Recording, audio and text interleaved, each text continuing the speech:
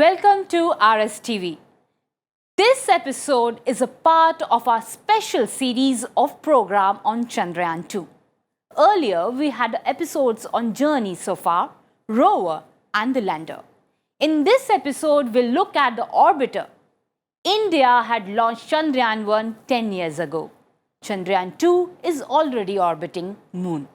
It may work for 2 years. To know more on this, we have Dr. T.V. Venkateswaran, who is from Vigyan Prasar, senior scientist. Sir, on September 2, we heard an announcement from ISRO that Vikram has been separated from orbiter. What is this news? Yeah, if you look at how this mission was begun, this is the lander, okay? And on the lander ramp, you can see the rover, Correct. okay? Many months ago, at least about 3 months ago, this rover was kept inside the belly of this lander and then it was packed. I mean, it was packed into one system. Now, you can see that the lander is over there and the orbiter is over here. And can you see a kind of a dome-like structure over there? Yeah. So now what it was done was this, these combos were packed together. That is, on the top of the orbiter, you had put the lander. Now what happens is that this whole thing combo is packed together and then kept inside this dome on the top of the rocket. Okay. Okay. So the rest of the rocket is nothing but fuel and engine. Oh. It's only the top portion where you see the India flag and the Government of India logo and ISRO logo. That is where your payloads, that is the lander, orbiter, rover, everything is sitting inside that. It's only there. The rest of the things are all just fuel and engines. What you see as a black portion in this rocket is the cryogenic engine, Okay. which will operate once the spacecraft, I mean this rocket GSLV went to space. Okay. So after that, this top portion will open and then the satellite, which is a combination of the lander and rover, was sent from Earth to Moon. Okay, the top portion was opened. The top portion was opened, and then this combination is going towards the Moon. It's in a combination continuously. Okay, till it reaches Moon, it was in it's in the same package, and it started orbiting the Moon.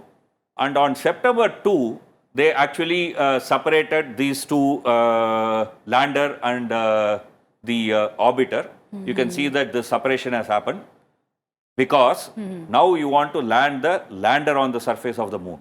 But whereas the orbiter will continue to go around the Moon. So from now on, that is from the point that you say that the Vikram and the orbiter has been separated, you can say that for a few days there were two artificial satellites of India going around the Moon. Okay. The lander will land, and after that, the orbiter will continue to go around the Moon like an artificial satellite. It's very interesting, sir. So the next question is like, what about the fuel? If you look at the fuel, it's a very, very interesting aspect about this mission. You will see that the orbiter, the wet weight is 2,379 kilos. Wet weight means that it's a weight of the orbiter plus the fuels. Okay. The dry weight is 682, which means that without fuel, the weight of the orbiter was only 682, which means that the remaining thing is all completely fuel. Correct. Okay. So there were 1,697 kilos of fuel in the orbiter when it left Earth. Okay. Of this fuel, you had to use for burning when it was going around the Earth, so that it can be sent towards slingshot towards the Moon. And then the maneuvers around the Moon, all of them consumed roughly about 1,406 kilos. So one estimate says that roughly about 290 kilos of fuel should be available in the orbiter. 290 kilos may not seem a huge number in terms of fuel. So we should understand that why fuel is required when you are talking about an orbiter. So when an orbiter is going around a Moon, or for example a satellite is going around the Earth, there is no continuous burning of the rocket. It is like you need to kick, then it will keep on going. It's what you call as Newton's first law. If you remember your school days and Newton's first law, when an object is moving, it will continue to move. So in the same way, in absence of atmospheric friction or any other force, a satellite that is going around the Earth will keep on continuing to go around the Earth. In the same way, the orbiter should also be going around the moon continuously. You don't need an engine at all, So theoretically. But Earth or moon are not, its masses are not distributed evenly. There may be larger mass in one place, lesser mass in another place. So what will happen is that when the satellite is going around a object, let's say Earth or moon, its path may have a slight variation because of the mass distribution. So you what is called as orbital maintenance. The maintenance, you need some fuel. Now and then you may have to fire some thrusters or rockets to keep it in the right position, or turn the orbiter into a particular direction so that you can take a photograph of a particular place. That's what you need. So this fuel that we have left with, there is an estimate which says that about 40 kgs of fuel extra than what ISRO had originally planned, because the GSLV performed 15% better than what they had actually planned. So which means there is a possibility that the orbiter will work for 2 years, although ISRO originally planned that the orbiter will go around the moon only for 1 year. Okay? So now there is a possibility that the orbiter will go around for 2 years. 2 years. Great, sir. Great. It's a very interesting information you shared with us. So the next question comes in that orbiter took the rover and the lander to the moon. Okay. So what is just a taxi service, or just it has other functions also? Because we are focusing more on the lander and rover, we think the orbiter is nothing but a kind of a taxi service. It took these two passengers, got it to moon, and then left it on moon, and after that we can forget orbiter. No, it's not really like that. Actually speaking, maybe the first 14 days after the landing, most of us would be talking about the lander Vikram and the rover Pragyan. But for 2 years and for the world of science, we will be talking about the orbiter. What will be the orbiter doing? Let me just give one example of one of its main mission. One of its main mission is to produce a 3D map of the surface of moon. Okay, 3D map means a terrain map where the elevation and depression is measured and then accurately calculated. How this is going to be done? That's a very, very interesting aspect. They'll be using a camera called terrain mapping camera. Okay. Can you see in this camera, there are 3 holes. You can see 2 holes. The third hole is on the other side. Okay, and you can see the camera on that side. Okay, so there are 3 holes. I mean, in the next picture, we will be having a better image of this. You can see that the terrain mapping camera is fixed on that part of the orbiter. It's in black. It's like a 3 tubes that you can see. This terrain mapping camera was actually made in India. You can see that red arrow is pointing toward the terrain mapping camera on the orbiter, and the blue arrow is pointing towards another camera called as high resolution camera. Okay. This high resolution camera is important because it's going to give you a map of moon with a resolution of 30 centimeters. So which means that any object more than 30 centimeters, that this instrument can give you a picture. This is going to be a very, very important aspect for landing the lander on the moon. So see, if the lander has to land on the moon, the lander has to first know where it is on the surface of the moon, or rather on which part of the moon, on top of which part of the moon the lander is. Okay, so you need an onboard map, and also a map the lander will actually take at that time and compare and see that where I am. For the onboard map, a high resolution map will be actually provided by this high resolution camera. What you see here as a blue line. Okay, so this is the importance of this camera. And after that, of course, after the lander lands, perhaps this will also be used for other purposes. But now let's focus on the red arrow, where you have the TMC. In short, it's called as TMC, terrain mapping camera. Okay. So how does this camera work? It's a very, very interesting principle. Okay. If you look at a point on the surface of moon, let's say the orbiter is moving. Okay, because it's rotating, it will be moving. So you look at that orange line. Correct. So one camera, that is one tube of the camera, would be first seeing that point, Okay. right? So when the orbiter comes on the top of that point, the middle one will be able to see what you see as a green line. Oh. When the orbiter has passed over that place, the violet line, so that camera, rather that entry of the camera would be able to see. So what will happen is that once you get these three images together, you can combine them.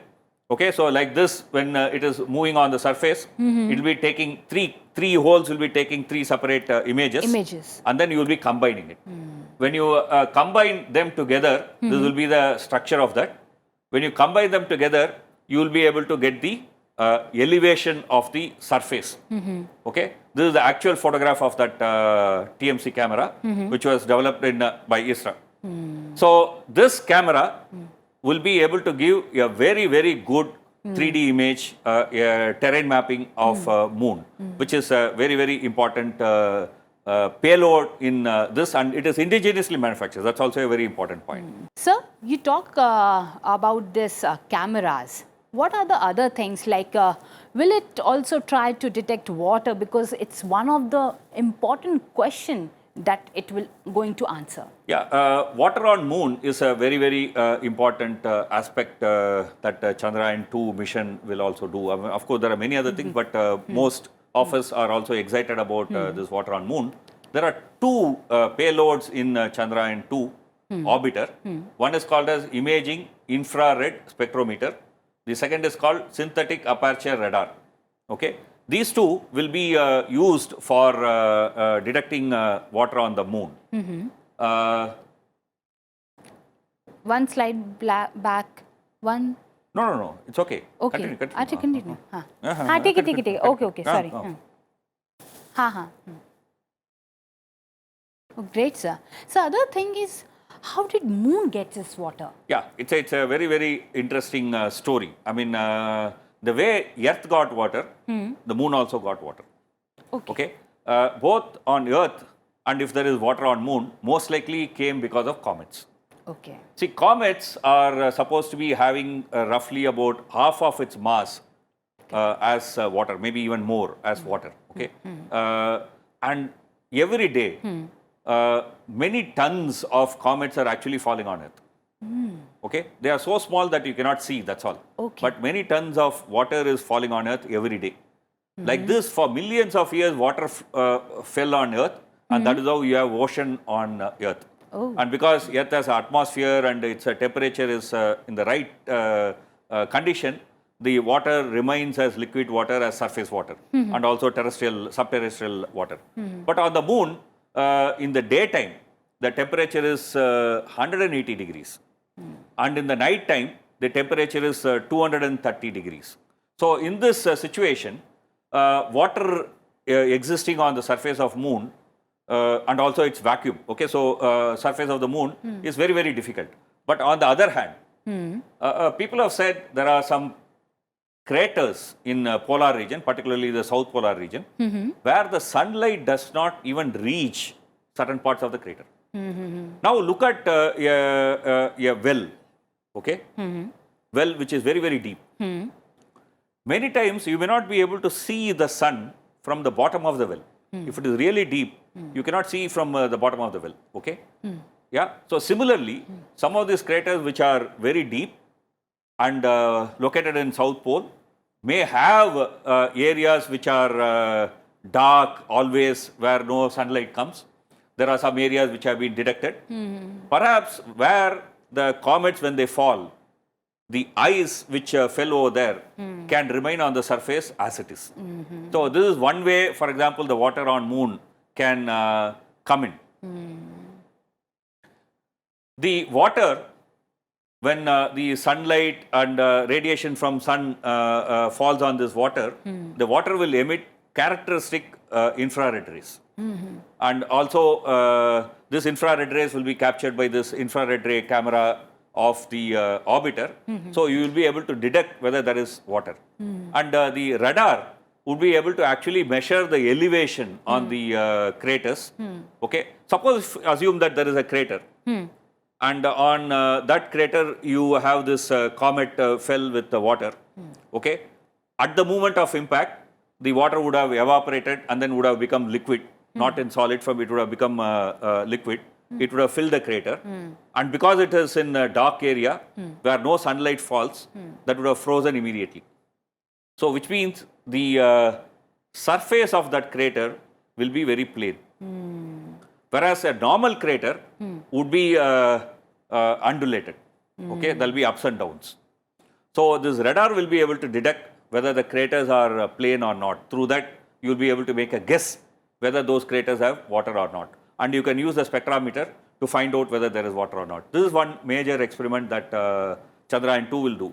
In fact, the Chandrayaan-1 is very, very famous for detecting water molecules on the surface of moon. I mean, it created a world history. So this Chandrayaan-2 will follow its step and perhaps will give us very, very surprising results. That's what we are hoping for and looking forward to. So before this question, I want to ask you, if water is there, will the life possible?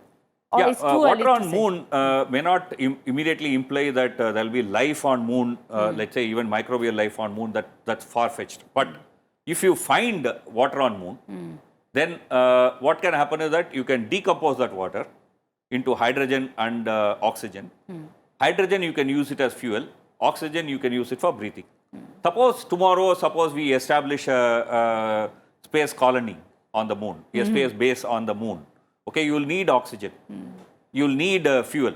Okay, of course sunlight is there, so you can decompose this water and use it, and you also need water. Okay, so finding water on moon would be important from this point of view. That is, if you are going to establish a future base, this will be a very, very important raw material for survival on the moon. You cannot take water from Earth and go to moon and drink. It's going to be very, very ineffective way of doing things, and it's not going to work. I mean, you may be able to do some demonstration, but long-term survival is not going to be possible. You'll need surface water. I mean, you'll be able to need harvest water on that. When we were the kids, we have studied that moon has no water and air. Because water you already answered. What about the air? Yeah, it's a very important question. I mean, how deep studies change our conception very drastically. The moon does not have atmosphere the way, for example, the atmosphere is there on the Earth.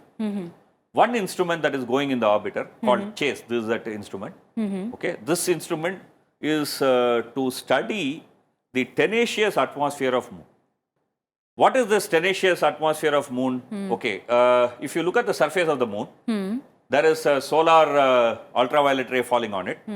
And because it's a vacuum, there is something called outgassing. You know, any volatiles that is formed on the surface of the moon can go out. Similarly, some materials can come and deposit because it does not have an appreciable atmosphere. Okay, there is a constant change that is happening.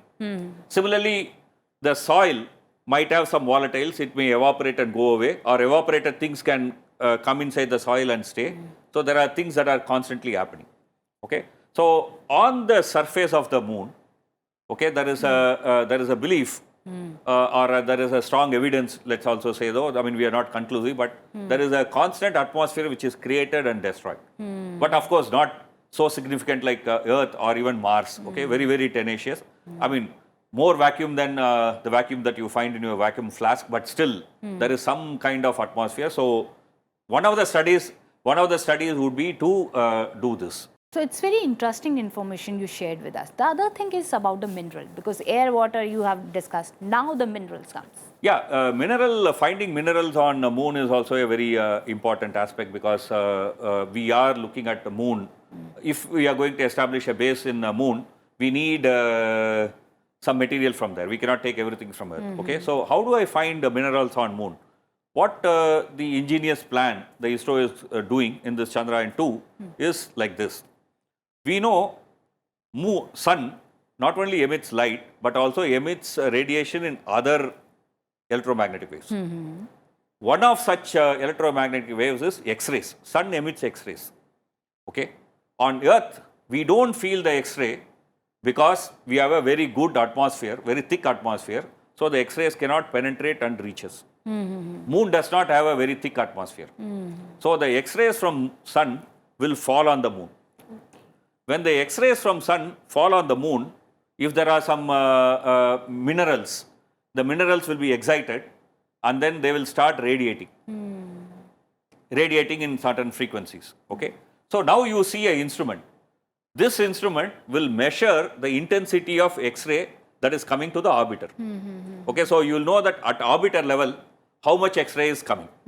Now the second instrument in the X-rays will fall on the moon. So this sun rays will bring X-rays which will fall on the surface, and the surface will start radiating in different frequencies, which will be captured by the orbiter, and with that you will be able to know what kind of minerals are there. Particularly metallic elements you will be able to find from this kind of instrument. Through this, Chandrayaan will also do a mineralogy map, particularly of the South Pole region, where our information, we lack a lot of information. Okay, so through this we'll be able to also get a better idea of the moon's mineralogy. Even Chandrayaan 1 had a mineralogy mapper, but here we'll be able to do it much better, much sharper, and we hope to get a better idea of moon with this new instrumentation.